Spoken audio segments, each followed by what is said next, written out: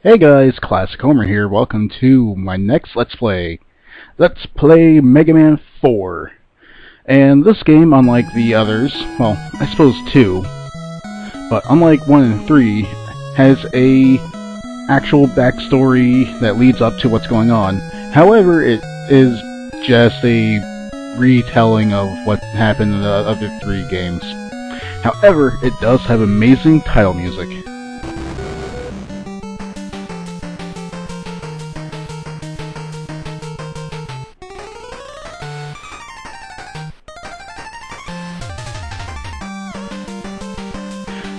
I just love all that. Too bad it doesn't last long enough. If I were to let it go on a little longer, it would just stop and begin to try and loop around. Which, I guess is not... I don't know. Actually, it is a bad thing. I was going to say, I guess it's not too bad, but no. That's a terrible thing. So, this game I actually know significantly less well than the others. Mostly because I didn't really play it until 2004 when the collection came out. And I hate Toad Man's level, but he's by far the easiest boss. I'm not a big fan of this family of birds either. Those jumps make me so nervous, because the wind is pushing me back the entire time. There we go. Well, that health pickup at least makes up for my massive failures at dodging. Cool. And most of the rest of the stage shouldn't be too bad from here on. But now we're in some kind of sewage drain. So, need to put the newly implemented Mega Buster to great effect here. Because, well, most of these guys are hard to hit with a regular shot or take more shots than I really want to bother with.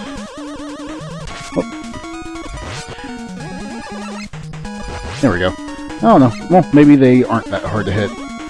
But still, since we can charge, we should. And mini-bosses galore in this game. Oh, crap. Damn snail.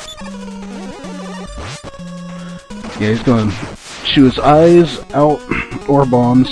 When his eyelids are down, he's invincible. So don't even bother trying to kill him when he's doing that. There we go. Not too bad, really. Could be worse. I could have to deal with that guy when there's water physics around. As you can see, the water actually pushes you around.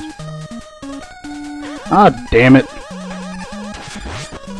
Yeah, this is going to be a much more difficult match with this guy. Great. I wanted to charge there and I wasn't. At least he's shooting bombs instead of his eyes. It's much harder to dodge the eyes than it is the bombs. Oh, damn it. Oh, cool. Another thing to note. If you're underneath these waterfalls, you can't actually jump very high at all. It's kind of like what they do in Puntman stage in Mega Man 10. But, you know, years before then. I hate these jumps. It all just makes me so very nervous. Mostly because I knew that fish was coming. Since I'm so used to playing this on the Anniversary Collection, I keep wanting to use shoulder buttons to switch weapons, but you can't do that. This is an NES game. I really recommend getting the Anniversary Collections if you want to try this stuff out, you know, legally. Anyway, Toad Man has a pretty easy pattern to abuse. Anytime he... damn it! Anytime he raises his arms to attack, you can just shoot him and prevent him from actually doing his attack. So as long as you aren't spamming, you should be able to just get him in a loop like this. It takes a little while because I think every shot does one little mark of damage, but it's better than dying.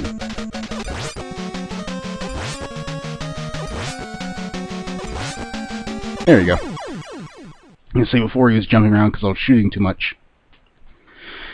But that's Toad Man.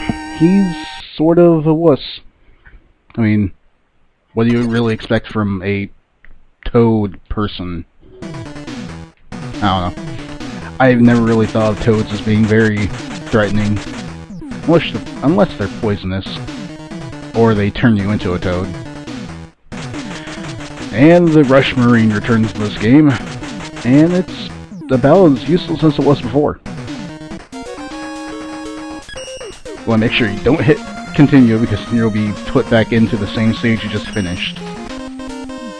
So next up on the menu is Brightman, who has a light bulb on his head. Great. Capcom's already running out of ideas. Anyway, the gimmick of this stage is these two enemies will both darken and brighten the level. So you want to generally avoid hitting the flying guys, even though their attacks are a lot more annoying to deal with because of that. I'd rather be able to see and take a little bit of damage than not be able to see. I don't really recall that jump being that hard. Anyway, oh, those guys will chase you. Good to know. Just kill them. And if you know there's a guy that bright in the area coming up, go ahead and kill the flying guys. However, this is not the right situation for that. Oh good, eventually it brightens up on its own. And, you know, I was about to pull at Rush Coil and try and make that jump, but I don't think the level layout really makes a viable option. You got totems to kill on the spikes and grasshoppers to ride. They only do 2 jumps, so after the second one, make sure to jump off onto something else. Either another grasshopper or safe land. This guy's only got these 2 attacks, so either lob a ball at you or shoot straight out. This seems like the obvious way I want to go, since it leads to... Ooh, health. But come on, that's the harder ladder to get to, so obviously that's one you want to use. That's how you know they're goodies. Jeez. Could use the health now. And these guys aren't too big of a deal. Just kind of come down and spin at you like a top. Really would have made good additions to Top Man stage, but I guess they did have a lot of top-based enemies in there. Guess I'll fill up Rush Coil since I'm getting so many weapon energies. No E-Tanks yet. But we'll be remedying that. With a much more challenging jumping area to go through. Of course, this is just practice. We're going to have to use this gimmick later in the level. That's going to suck. More importantly, it's going to suck getting back. Because, well, these things aren't riding, and they will, in fact, impede your progress. Or you can land on them, if you're coiling up like I am. Which I recommend, because those jumps, I think, are makeable without coil, but they're pretty difficult. So may as well use the tools you got available to you. Oh wow, kind of surprised that guy jumped 3 times. Usually they turn around. There we go. And if they don't turn around, they fall into a hole. Whoa, like that. Could have used that guy jumping a 3rd time to make it over to the other one. Oh well. Well, may as well fill this up.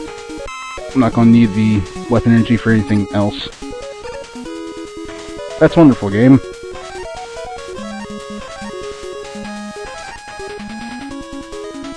There we go.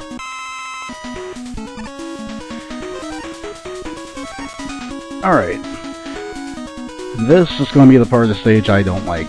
But don't need to go down one of the slide. That's because they mixed these 2 gimmicks together. Thanks, game. That's awesome. By awesome, I mean terrible. Why would you do that? Bad person, game. You should feel bad for having made players go through this. Thank God. I'm gonna let those bullets go on ahead. Oh, what? That was awkward as all hell. Apparently I was barely on the edge of the platform instead of having just plain missed it. Yeah, I'd say these are probably the worst two levels. Or, you know, the two hardest levels. The two that are the worst to deal with. Toad and Bright. Because they have the most annoying gimmicks. Wow, that one's jumping really high. And far by consequence of that. Okay. Well, we're going to get to go and try this crap again. Give me life? Nope. Give me life energy. I suppose that sort of counts. And I think these platforms would still show up in the dark if you did shoot that guy, but their rails won't, so it'll be harder to tell when you need to jump. So, I don't know, you could do that. Let's try and get further over. There we go. Oh, come on! I tried to shoot him. I just shot too late. Maybe I should have been spamming shots at that point. Yep, really not a fan of this level.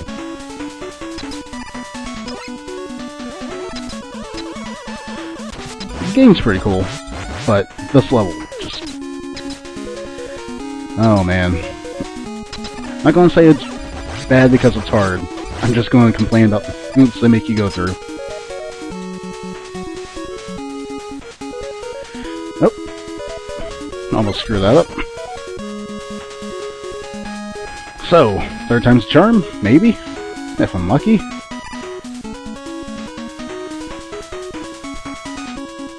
Alright.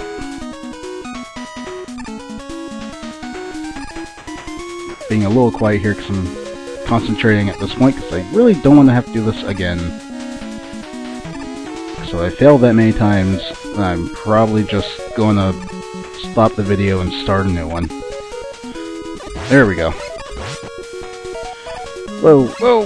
No, I want full health for the boss. Bright Man's kind of a dick. You still can't slide through the door. Alright. Need Toadman's weapon. And the key to this is avoidance. Dodge like hell. Because Bright Man has a pretty annoying shot pattern. Oh shit, he's gonna get me. Yep. It's like, it's almost impossible to actually dodge that if he catches you with his freeze like that. But on the plus side, as long as you don't waste any of the acid rain before getting here, he's pretty easy to kill with it. Like, you can't fail at that. So that's good. Well, I didn't expect to take 15 minutes to take out 2 bosses in this game, but apparently I've come pretty close to it.